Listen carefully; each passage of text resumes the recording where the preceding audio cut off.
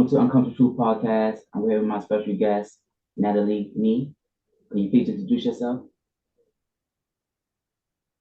Hi, Lamara. It's a pleasure to be on your podcast. Thank you for inviting me. Thank you. So I will say a few words about myself. I am a psychologist who is specializing in addiction, in substance abuse treatment and relief. So I myself have a history of addiction. I've been addicted to alcohol, nicotine, to drugs. I was addicted to shopping. I was addicted to watching porn at some point in my life. So I've had different types of addiction throughout of my life. And so all this was like my response to my psychological state. I had depression and anxiety for most of my life, and my addictions were a way of coping with these psychological conditions. Unfortunately, I did not find a right therapist for myself, although I was looking for a therapist, but I couldn't connect with any, and that led me to study psychology myself. When I was uh, in Moscow during the lockdown for the COVID in 2020, I found a new university in Russia which offered psychological education online, and I did study there, and I got my diploma of Doctor of Psychology. So after I received this diploma, I decided to focus on helping people with addiction, because this is something that I've been through myself. And so I know how it feels. I know the mentality of people who are addicted to substances. And I believe I can help many people with my academic knowledge and with my experience that I've been through in my life, and overcame all of my addictions. So right now I don't have any. So I'm living a happy, healthy, free life, and wish to help as many people as possible to also have a happy and happy life. That's an amazing story. A lot of people can't get over their addiction and they just plummet. Myself included. I've been addicted to weed for a long period of time, and I just recently quit. And it's a struggle. Like I'm still going through my withdrawals and my tribulations, but I'm getting there. Hopefully once I make 21 days, it'll be a habit. Congratulations! I'm happy for you that you are on the right path, and I would ask, like, how are you coping with the recovery? How is it going for you? It's difficult because I see it everywhere I go. Every store sells it now. It's legal in New York, so I always sees it. I smells it all the time, but it's hard to fight it. But like I'm doing it, so I'm just waiting for look at this like leave my system, so I don't have to think about it no more. But sometimes I get stressed and I want to smoke, but I can't. So and that's also why I was very looking forward to meeting you, to hear your story, hear what you go through, that maybe I could take something from it. I understand. Did you say, I did not hear you very well. Did you say you were addicted to weed? Yeah, yeah. Okay, I Yeah. understand. Me myself, it was the last thing I dropped, actually, because I've been smoking weed for a long time, because I really thought, I believe that it's helping me for my anxiety and my depression. So I really believe that. Even though I studied psychology, but still I was like really like holding on to that substance, because it really made me feel uh, like um, like less concerned maybe with my life, with my future, with my with the problems of the world, which I cannot solve, unfortunately. And it also, I thought, it makes me more creative, so I could like imagine like all kind of stuff which I couldn't do in like without it. And also I thought it makes me calmer.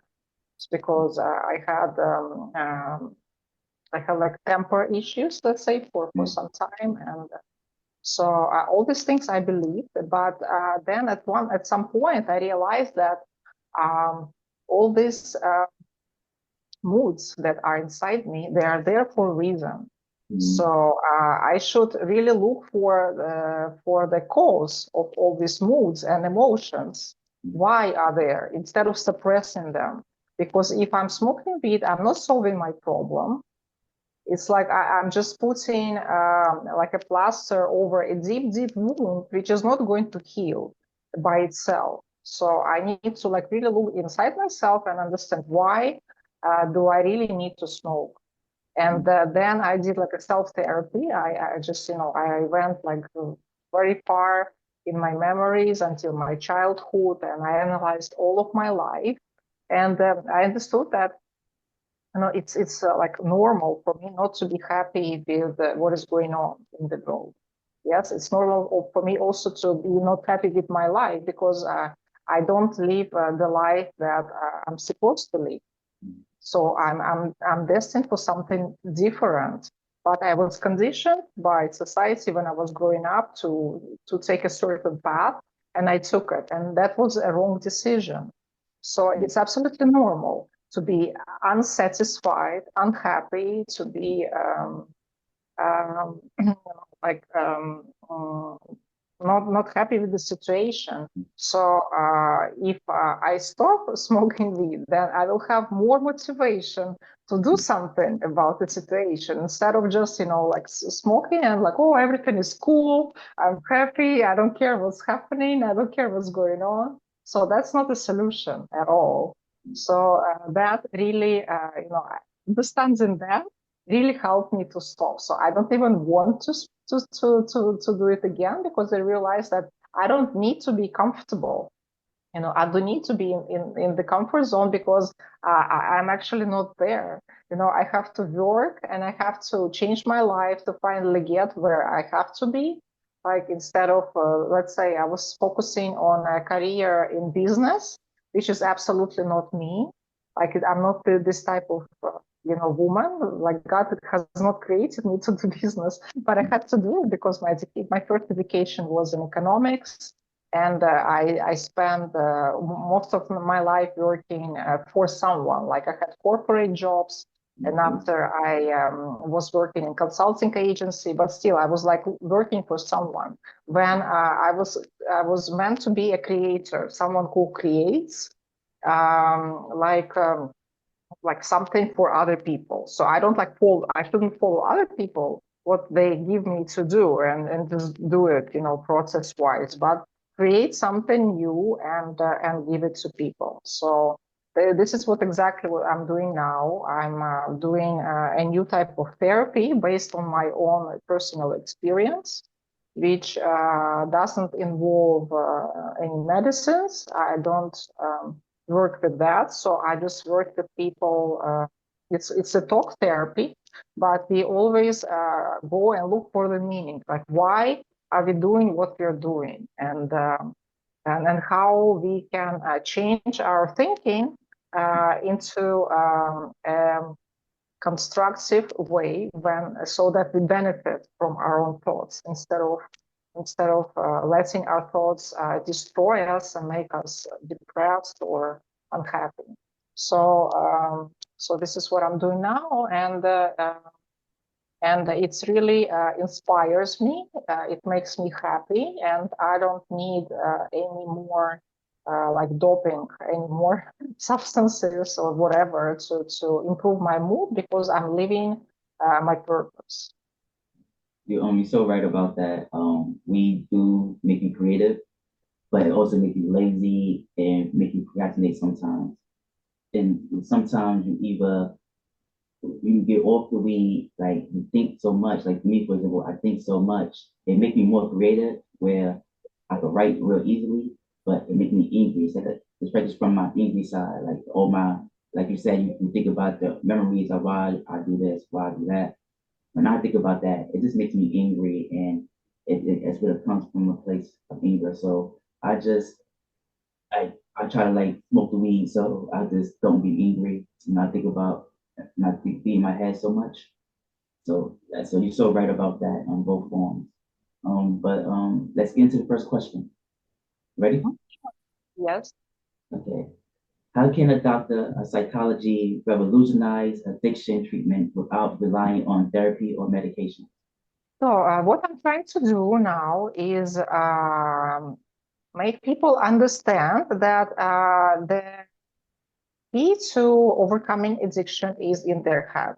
So it's not in the hands of some therapist. It's not in the hands of a doctor from a rehabilitation center.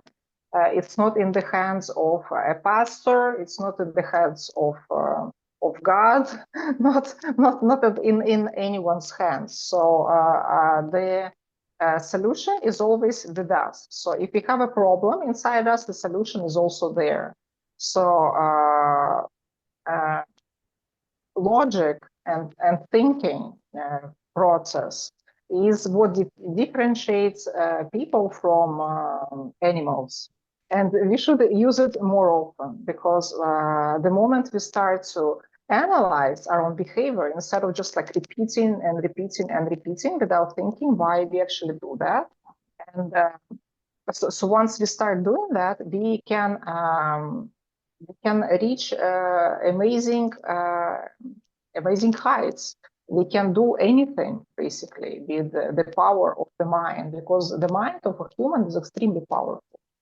So, yes, my goal is to inform people that they are much more powerful. Their brain is much more powerful than they think it is, and that's why I wrote a book. It's called Just Stop Addiction with Cognition. So in this book, I explain the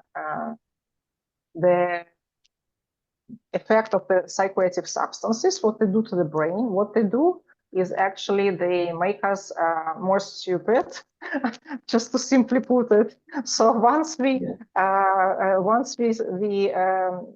once we take some kind of drug, or we smoke, or we eat it, whatever. So our brain reacts with excitement, yeah, and so the process which is triggered is exciting for us. But in the long run, the cells of the brain are being destroyed, and the connections of the cells are also being destroyed. So we technically, after each time we take these psychoactive substances, after the excitement comes a period when we become less intelligent, technically speaking. So in the long run, the more we take the pills or weed or whatever it is, then the more stupid we become, because these substances, they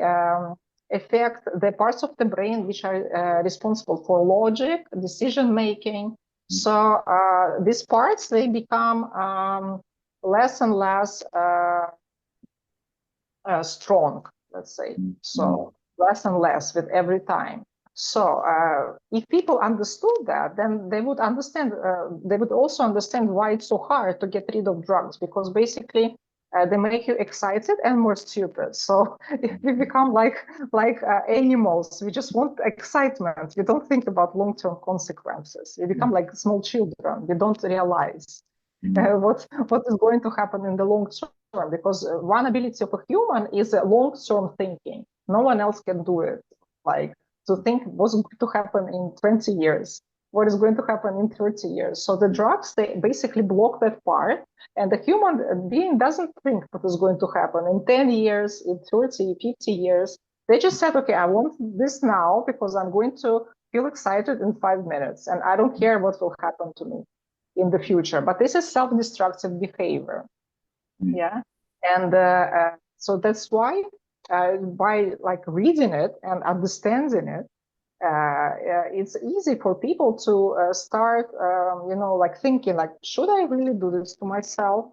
If this is like so black and white, if there is scientific research behind it. So I should not trust my own brain when my brain tells me that, taking this drug is making me feel better. Actually, it's making me just like excited, but in the long run, I will feel worse, not better.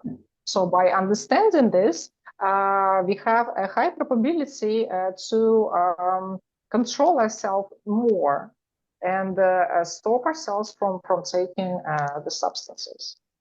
Yes, you made a great point, because if you look at any medication or any drug, it tells you not to use it running heavy machinery. It tells you not to drive. People become forgetful. People have accidents when they like burn down their houses because they were smoking, or overdose or something like that. Because, like you said, it dull the senses and your brain saying take it, but really you shouldn't take it. My next question is for you is, how do you, because you was talking about how you figure out your addiction and how the root cause of it. So my next question is towards that. How do you guide individuals to recognize and address root causes without traditional therapy? So we just have a conversation like we do now with you, and we try to understand what makes a person, like drink alcohol excessively. What kind of trauma or what kind of condition, what kind of situation is making them do this, right? So when the person understands what is the trigger, they all usually have like aha moments. So like, oh, that's why I'm drinking, or like, oh, that's why I'm smoking weed, or like, that's why I'm taking cocaine. That's why I'm taking opioids.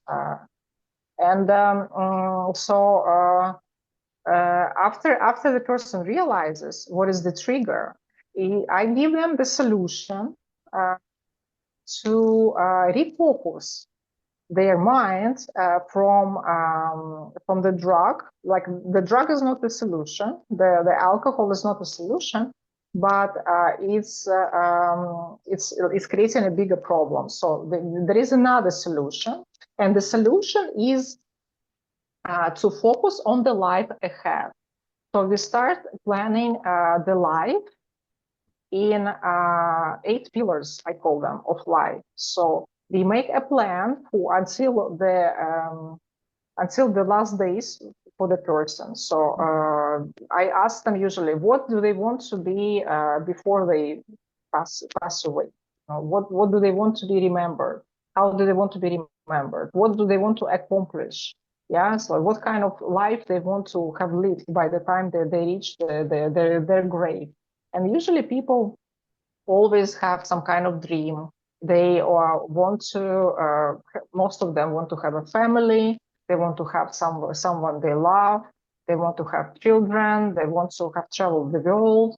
They want to accomplish some things. They want to be remembered as good people. Like usually all people want that. So in order to reach to that point, we are making a plan, individual plan for a person. So based on their like passion, based on their abilities, based on their tastes. So I help them to make a plan for their life, and we're breaking it into steps for 10 years, 5 years, and 1 year. So the 1 year plan is what they have to do during the next year, and they focus on achieving this plan. And basically, we plan it in a way so they don't have time or opportunity to go back to the drugs, because once they will start drinking, let's say, they won't be able to focus on their health, on their finance, on their relationships, on their society, on their environment, on their spirituality, nothing, because the drugs take all the attention, right? Once you start doing the drugs or the alcohol, they take all of your attention. So you're not capable of being full time, like to your full potential. So this is the strategy. It's basically, as I said, just like a talk therapy in the beginning, and then it's a life planning process until like the rest of person's life. And it's really helpful. It's helping people to get out of that dark place where they find themselves, why they started to use drugs originally. and it helps them to get to a better place to start a new life. Okay. Thank you for that. My next question for you is, how did your addiction influence relationships with friends not involved in drugs use and impact your treatment methods? My addiction really affected my relationships with people around me. So I was very hard to be around, so I prefer to stay alone most of the time. But when I would meet people, I would not be like myself. I would not be happy. I was mostly, in a modified mood. So I was not like being myself. I was not being sincere. So it was very hard to maintain relationships. So during my addiction years, most of the time I was alone. I was living alone. I was not really communicating with too many people. So I was trying to stay on my own, and I was trying to I don't know, to wait until this problem passes, until I just start feeling better.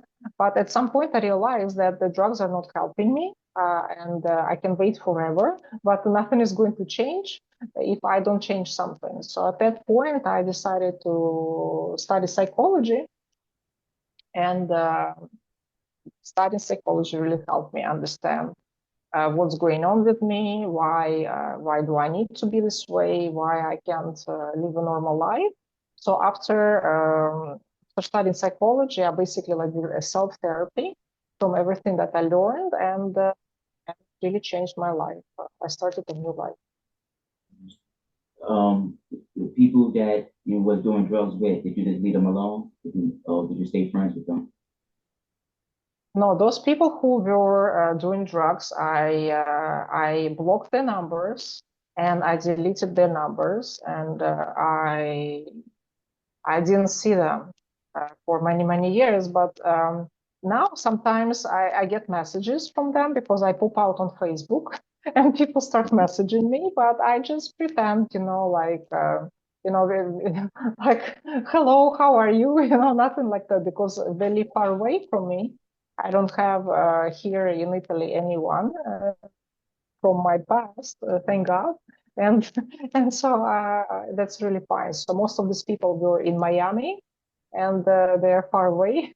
So uh, I'm safe, and I guess they are having the same lives. Some of them, unfortunately, passed away from uh, from drugs, from heart attack. But some people are still there, and maybe they have the same lives, maybe not. But it's up to them. Everyone chooses their own destination in life. Have your past ever came back to you? I'm sorry? Have your past ever caught up to you? Like now you're successful and you're not addicted to any drugs now, but have your past ever came back like, oh my God. I'm sorry, I did not Yo, understand yo, your you question. understand? So basically I'm asking is have your have anybody from your past like any debts or anybody that's like threatening or troublesome came back in your life? Like after Friends? you successful, like No, trying to get money from you or anything like that? no, I did not. I did not have this type of problems. I basically was. I didn't.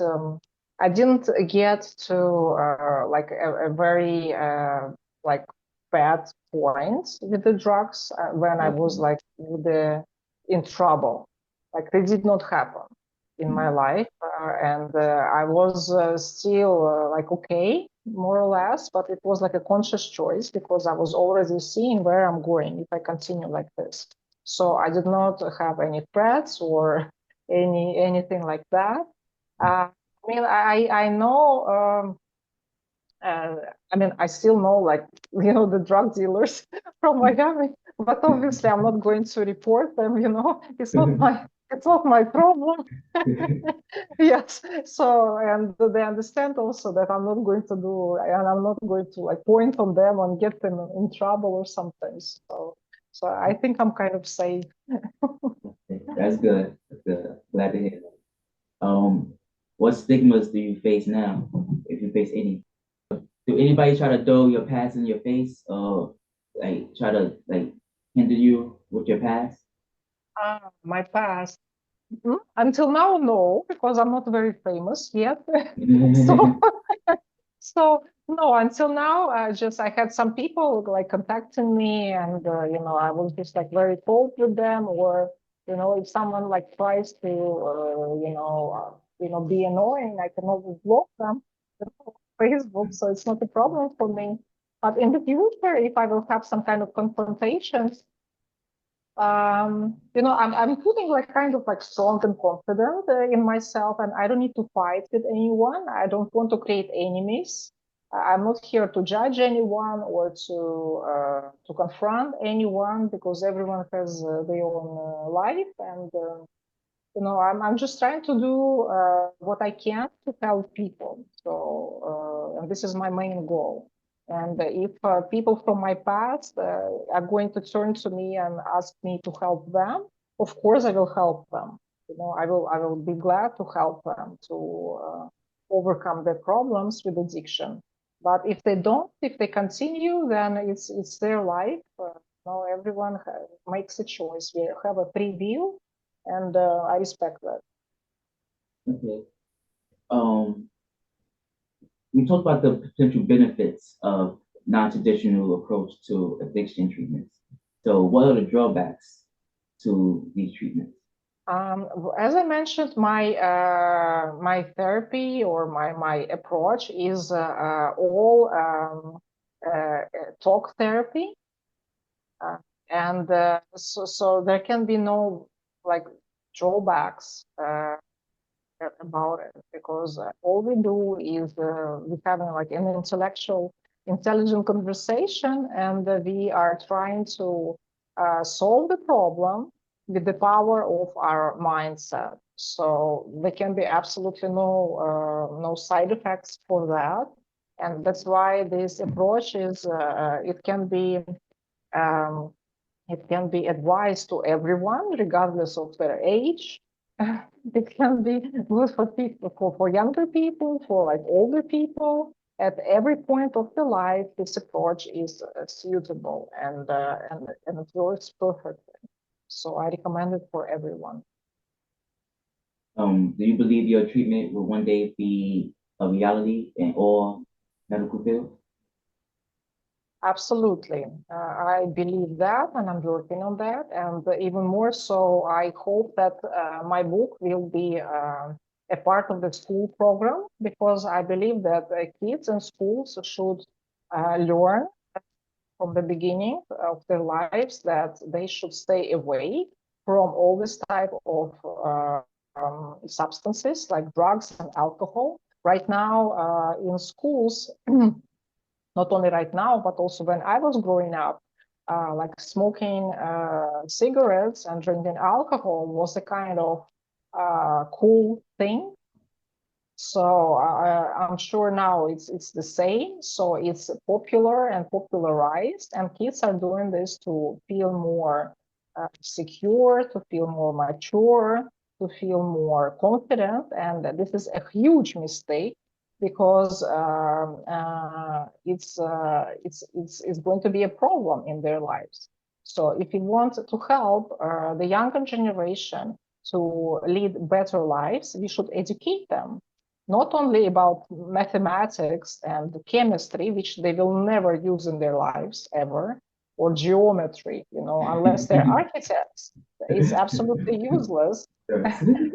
Yeah, most of the school program, I'm sorry to say this, it's absolutely useless. I lived most of my life, and I've never ever used any of that. So instead of that, we should, as a society, think to give the younger generation like real knowledge about life, what's really gonna happen, not with this illusional future where they need geometry, because it's not going to be the case. But for sure, they're going to be faced with the question: should I try drugs or not? Should I drink alcohol or not? Should I smoke cigarettes or not? And they should make a decision not on the basis of popularity in school among other kids who don't know any better, just like themselves, but they should have scientific research and knowledge and experience of people who already been there, done that, and they don't recommend it at all. Because it takes 5 minutes to start, drinking or smoking, but it will take 10 or more years to actually force yourself to stop. And it's very hard because, as you said, it's available everywhere. It's sold everywhere. You can smell it. You can. Everyone is offering you only like alcohol or weed or drugs. Everyone. So it's going to be a huge problem for them. So we need to educate the younger generation that although it's available, it's not a good choice actually. And why it's available? Because people are making billions of dollars in this industry. Yes. This is the only reason. It's not because it's a good thing. No, unfortunately. So yeah, so I hope it's going to be not only in medical institutions, but also in schools. Amazing. Incorporate food, yoga, or exercise in your treatment? Yes, I strongly recommend yoga for everyone. For me, it's been a long way until I started yoga. Most of my life, I was very reluctant. I had this belief that yoga is only for Buddhists or only for strange people who want to sit and meditate for hours. I personally don't like to meditate so much, but I found out that yoga is very good for the back, apparently. And I had 1 year ago, I started to have a back problem because I spent most of my day in front of my computer. So from sitting down and being in the same position, I started to have pain in my back. So I just looked up what can be done, and I found that yoga, some of the poses are the best for the back. And also I found that breathing exercises are very beneficial for the brain and for the whole body. So I started to do that. I did not go to any yoga studio. I just, I searched online. I tried some poses, and also I made research on the breathing. And I started doing it by myself at home, which is very convenient because you don't need to go anywhere. You save a lot of time. You can use this time for this 20 minutes training. So basically, all you need is just put on some music and do it right where you are. It doesn't matter. You can be at home, you can be in a hotel, you can be anywhere in the world. All you need is a room and music, basically. That's all you need. So I started doing it, and 1 year later, now I think it's the best thing I've ever done in my life. Because this yoga routine, first of all, I don't have any problems with my back whatsoever. It stopped hurting me. And also this breathing exercises really think me to clear my head. I think it was very beneficial for my brain. Because I need to digest a lot of information because I'm doing research, I'm writing a book, I'm working with people all the time. I have to be in my best version of myself for the people. I need to show up every day for my clients. So yes, it really, really helps me to stay focused, to stay healthy, and to stay strong. So I really recommend yoga in some form of it for everyone, absolutely everyone. Do any of your colleagues feel that your treatment is skeptical? I'm sorry, I didn't. Your colleagues, do they? My colleagues? Yes, do they feel that your treatment is skeptical, or is skeptical about your treatment? Actually, I haven't met anyone who is skeptical about my treatment because all I'm doing is cognitive behavioral therapy. It's not new. It's actually it's one of the most available treatments for psychological issues and for even also for addiction. Just I incorporated some also like yoga and some other parts into it, which makes it very fast and very efficient. So you don't need to see a therapist for like 6 months or 1 year.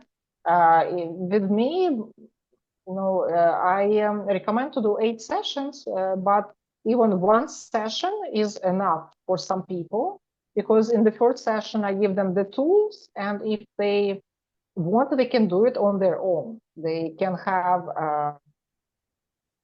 make it on their own, because I give them like the guide what to do, and it's step-by-step guide. So if they just repeat the steps, they can be perfectly fine, even after one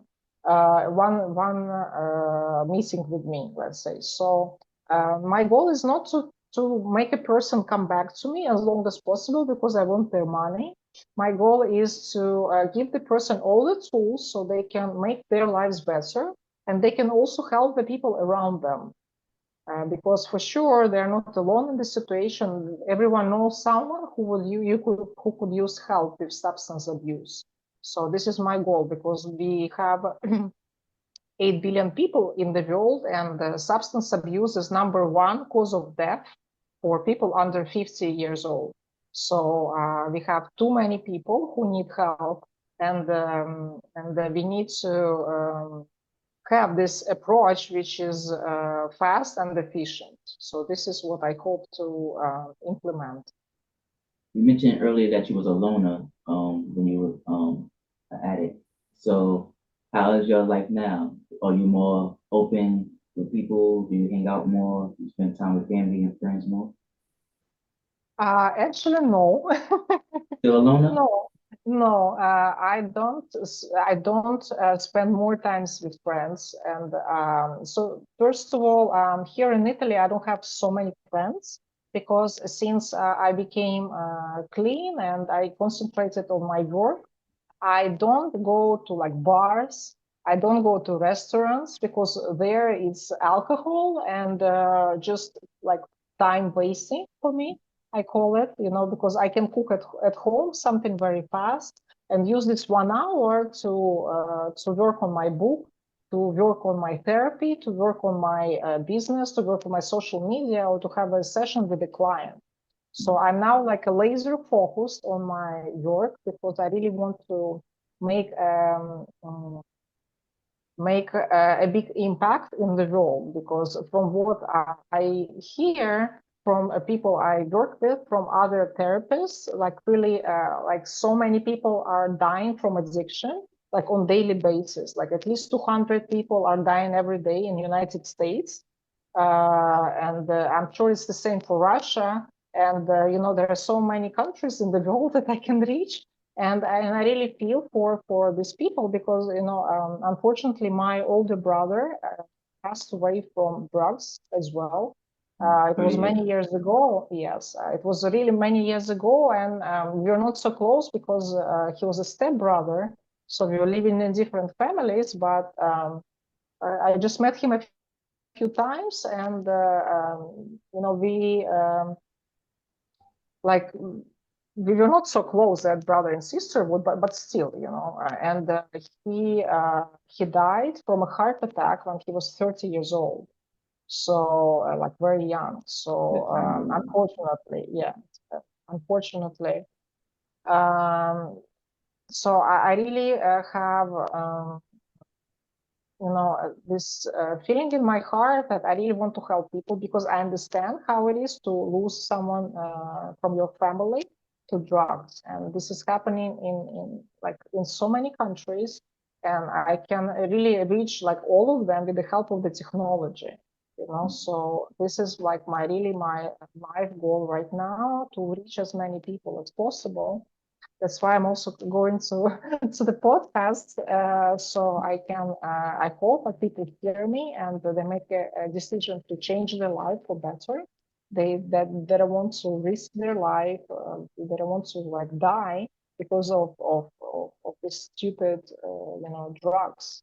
Because I think everyone is destined for something great and important. Everyone has a purpose in this role. So I just hope people realize that and understand that and take their destiny into their hands. Yeah, alcoholism runs in my family, and like if I think it skipped me because I don't like drinking, but a lot of my cousins, siblings, they already alcoholics. Some of them can't even talk no more. They sound like Boomhauer of King of the Hill. It's like mumbles. And so I had a cousin recently last year. He was very successful, got a lot of money, millions and millions of dollars, probably seen millions and millions of dollars, and he lost everything. Lost everything. His wife, his kids, they left him, and all. So he just like just fell into a bottle. I seen him sleep on a train one time. He's noticed me, and I guess he got so embarrassed, he went off the train. And then a couple weeks after that, he passed away. Um, and as his brother was telling me stories where he would be asleep, and when he wake up, he's paralyzed, like he can't move his body. Um, and that was going on for a couple of weeks until he actually just passed away. His body was telling him like, you gotta stop drinking. He didn't listen. He ended up losing his life over the bottle. I'm so Um, sorry to hear that. thank you. Um, you shared your story, so I wanted to share mine. My next question for you is: did conventional methods fall short, leading you to explore and develop alternative approaches? Uh, could you please repeat the question? Did conventional methods fall short, leading you to explore and develop alternative approaches? Mm-hmm. Yes, absolutely. Because like when I was researching the the solutions, like why do I feel like that, or like why like what's wrong with me? I did not find like available help or something. I reached out to some let's say therapists, and they were not available. Let's say there was a wait list of like several months. Then other people, I just like did not connect with them. Like they were not like my type of people. Maybe they were because they did not go through themselves, and they were just like doctors, but they never had this problem themselves, so they wouldn't understand the cause. They would be like really just very like academic knowledge, and that's it, nothing else. So that wouldn't work for me. And and so I also know that the most of the rehabilitation center, most of the rehabs, people go there, and they go there like so many times, and every time they come out, they relapse within a month. So they don't give them the tools to operate their lives soberly by themselves. Because I'm also a business person, and I understand it's not in their priority. They have a business, and for the business to be successful, they need people to come back and to come back, and they need returning customers. Yeah. So that's why, of course, obviously, they are not going to give the tools to the person to be okay on their own after they leave the center. No, they want the person to come back and pay more money. I'm sorry to say this, but this is normal when you have a business, right? So every retailer wants you to come back and to buy more again and again. This is a business model that we have in our world. Yeah, Capitalism. yeah, this is capitalism. Like iPhone, like Apple company, they want us to buy a new phone every year. So the same with the rehabilitation center, they want us to come back every year. So for me, it was not working, because I don't want to fall into this trap. I was once buying new iPhones every year for some period of my life, until I realized they're the same. Yeah, so I don't need to do it anymore. I can use this money more wisely. And the same with me, like thinking about rehabilitation center. And also, like once I had an opportunity to go for 3 days to a clinic in Florida. So there I was shocked actually, because all they did there, they didn't have even the therapist to talk to the people. They just had uh,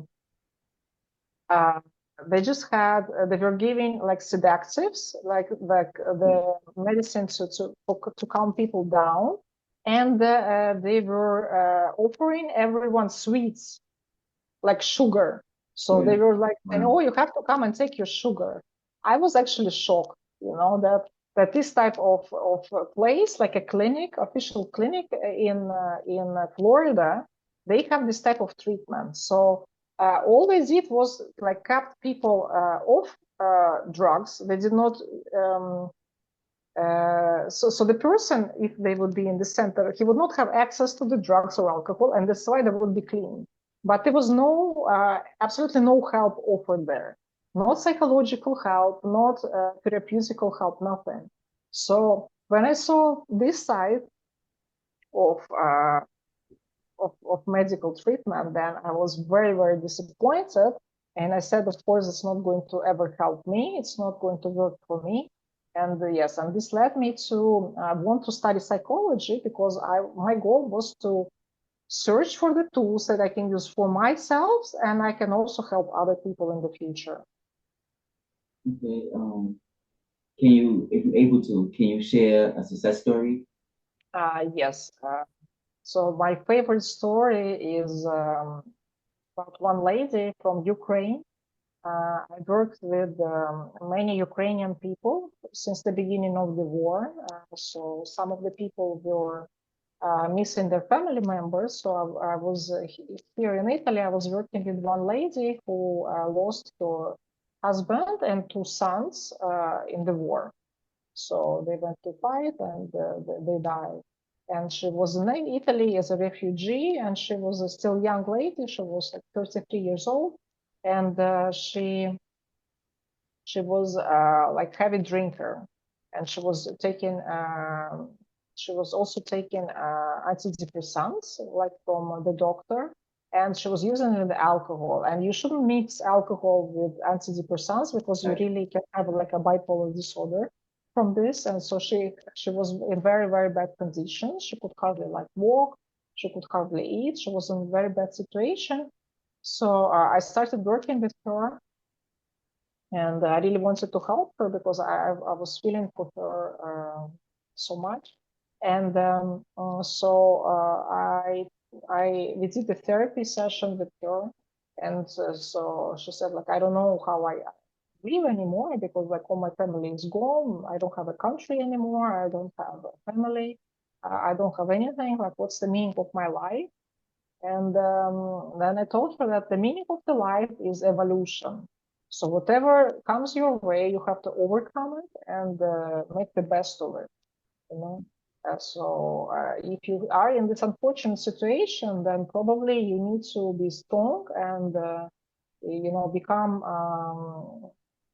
the person who other women can go to, because you're not the only woman who lost the family in this war. There are thousands and thousands of other women, and probably you could help them with your example, how you can be strong and how you can overcome all the problems. So for this, you have to stop drinking, and you have to stop taking the antidepressants. You have to concentrate on your life. You have to think what you can do next. And she was like, but how I can live? My husband is gone. I can't imagine myself with another person. And then I told her a story from the Bible. It's the book of Job. I don't know how you're Job, yes. Yes, familiar Job, with the yes. Bible. Yes. So I love this story. So as you know, it's about an innocent man who had a great life. He was very successful. He had a big family, and everything was wonderful, until one day when Satan asked God to test Job, and to see what he will do when he will lose everything. So unfortunately, he lost everything, and he was in despair. He was desperate, and he was almost about to lose his life. He didn't want to continue anymore. But then his friends came and they had a long conversation with him. And after this, he said, okay, so I always praised God all my life, so I'm not going to turn away even now, because if we love God when we have everything, we should also love God when we don't have anything, because this is our duty to be faithful. And in the end of the story, God gave everything back to Job and even doubled. So he had doubled of the wealth that he had before, and he had again the same amount of children. So he had a new wife and another 12 children. So I told the story to this lady, and I told her that you're still young, your life is far from over, you're just in the beginning of your journey, and for sure you will meet a new man who will be just as good for you as you deserve it, and you will have more children. And look at this as a completely new book in your life. Sometimes people have to go through it. They have to start a new book in their life. This is what people must do, because in the end of the day, it's important how we survive through all the disasters, through all the crises, and how we came out on the other side stronger. So after we discussed the story, this woman started reading Bible also, and she was inspired, and we did the life plan for her. Uh, so she started working in the charity for other Ukrainian ladies, and she overcame her addictions. She stopped drinking, she stopped doing drugs, and then she met a man who also worked for the church. He was also Ukrainian, and they got married, and they're expecting a baby now. So I'm very happy for them, and I hope that we will have a big family and everything will be wonderful. I'm glad they made it. The war's over.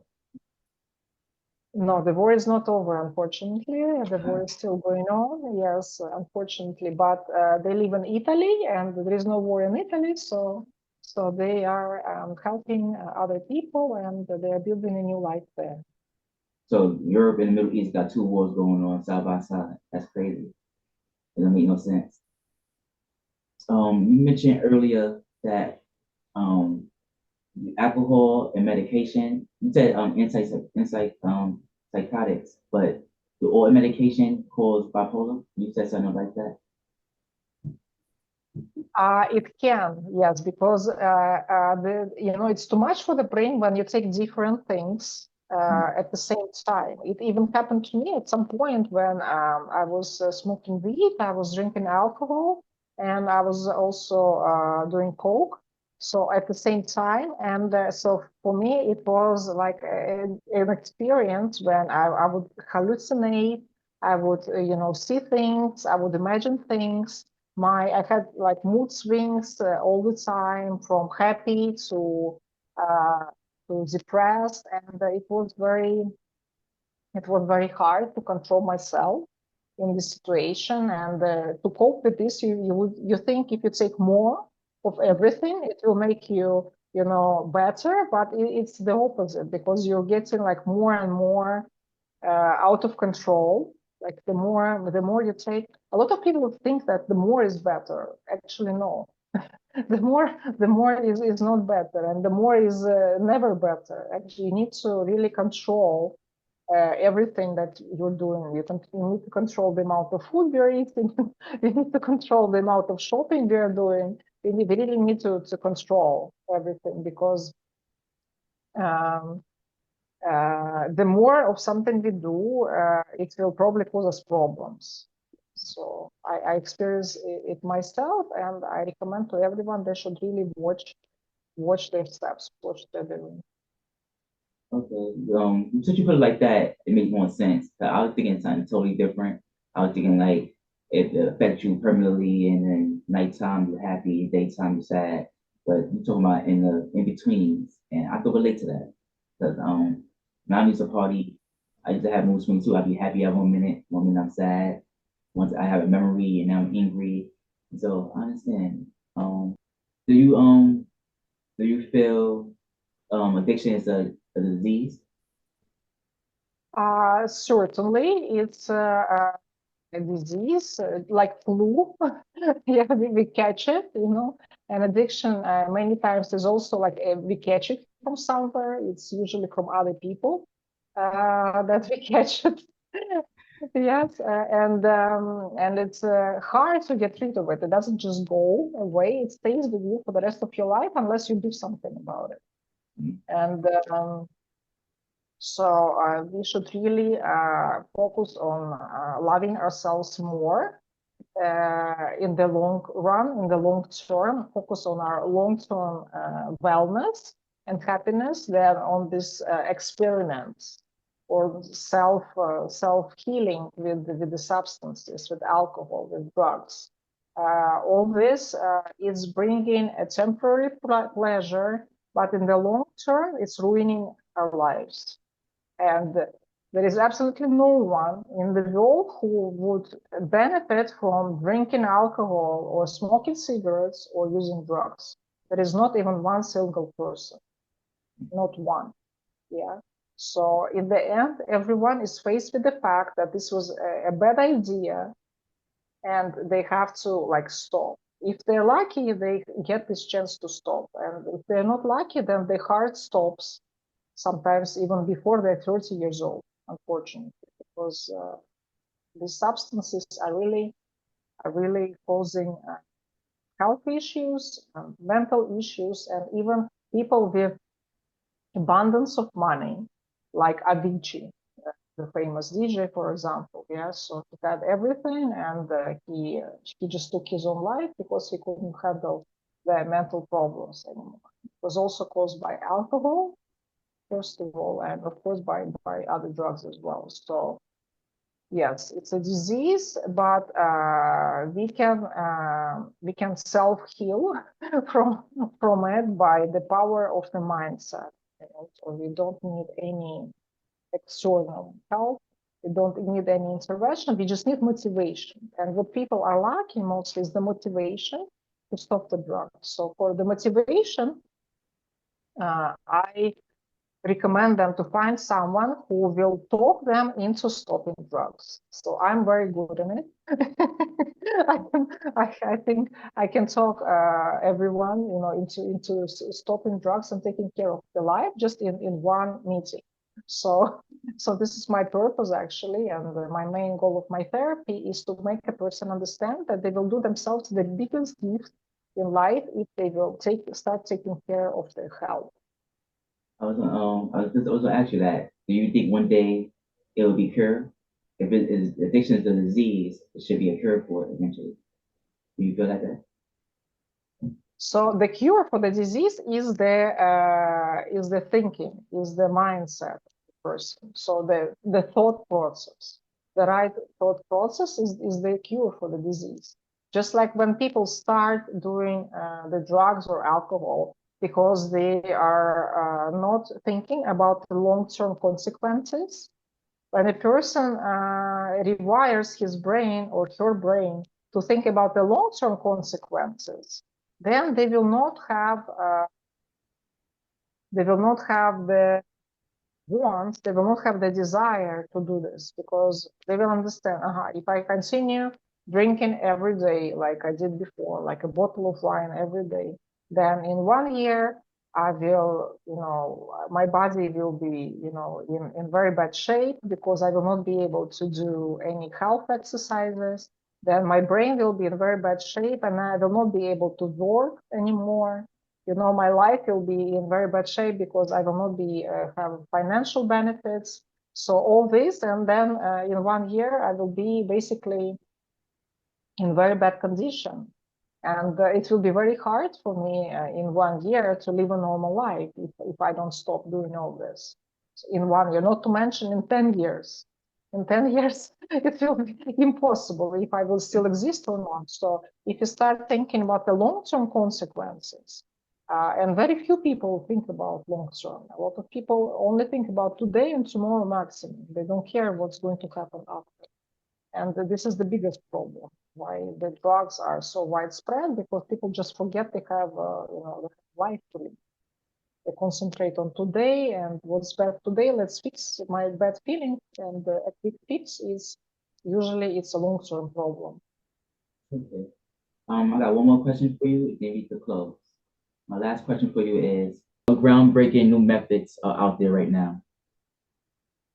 The groundbreaking new methods, maybe there is none. Everything is old and it was available from the beginning of time. Like yoga, for example, it's like thousands of years old and it's available, but it was just not popular at all, except for in India. But now, with the help of people who brought it to United States, it became popular in United States, and now it's popular all over the world. Yeah, thanks to this. So uh, the same with cognitive behavioral therapy. It was invented after the World War II, so almost 80 years ago. But it was not widespread because there was no internet, and it was only available on one-on-one session. And how many people can each therapist see in their life? Not too many if they have to do one-on-one session in real life. But thank God for the internet, thank God for the technology. Now all these methods are becoming available to a wide number of people. Yes, and also people write books. A lot of self-help books are available.